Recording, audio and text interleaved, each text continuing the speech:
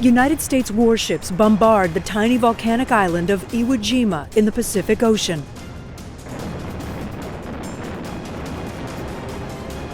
U.S. Marines advance over the black beaches of this rocky Japanese stronghold, and combat erupts into one of the most violent and relentless struggles of World War II. After 36 days of intense fighting, the Allies gain control of the island. They win the Battle of Iwo Jima and also gain a strategic airbase closer to Japan for attacks against Japan's main islands. But they need help. The B-29s were flying missions over Japan, and they had terrible casualties from the Japanese from the long 16 or 17-hour flight with no fighter escort. U.S. Army Air Forces pilot Jerry Yellin is in the 78th Fighter Squadron, a unit now assigned to escort the Boeing B-29 bombers on their missions. His unit flies the North American P-51 Mustang, a sleek fighter plane with a powerful Packard Merlin engine and graceful handling in the skies. That was the airplane of the day. There's no question about it. It's like flying a Gazelle because the P-51 was very light on the stick and it was very responsive to what you were doing in maneuvers. The P-51 is capable of flying longer distances than other fighters. It's also an ideal escort plane to protect the B-29s during raids. But the missions to Japan and back are long and dangerous. The P-51s must travel 1,500 miles round trip over ocean waters without navigation equipment and with few landmarks to guide their way back to the 8-square-mile island of Iwo Jima.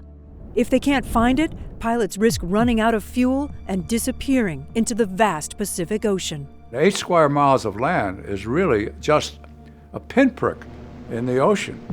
Navigation is critical, but P-51 pilots are a one-man crew with little time to look at maps. When you fly fighter planes, you can't be looking in the cockpit, you have to be looking outside the cockpit. Navigating in a little fighter plane over miles and miles of empty ocean is sort of a lonely and scary experience. Without GPS or radar technology available to them, one of the ways fighter pilots went from place to place without getting lost was through radio navigation. We couldn't navigate at all over water, but we did have a radio, and when we learned how to fly, we flew the beam.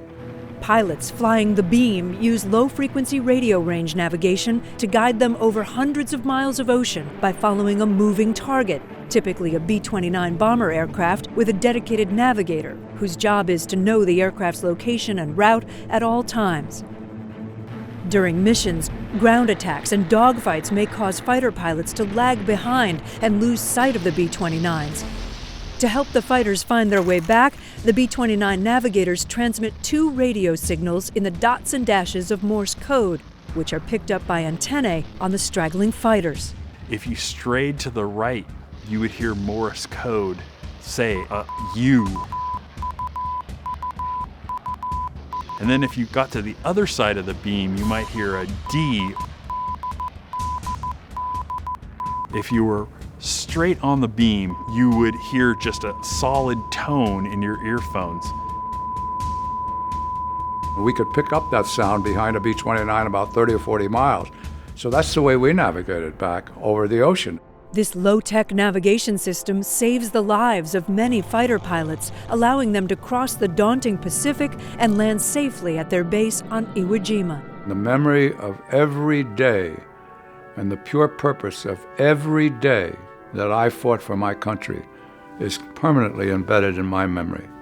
Yellin and other fighter pilots who fly the beam demonstrate the innovative and resourceful use of technology that helps the United States gain air supremacy over Japan and victory in the Pacific.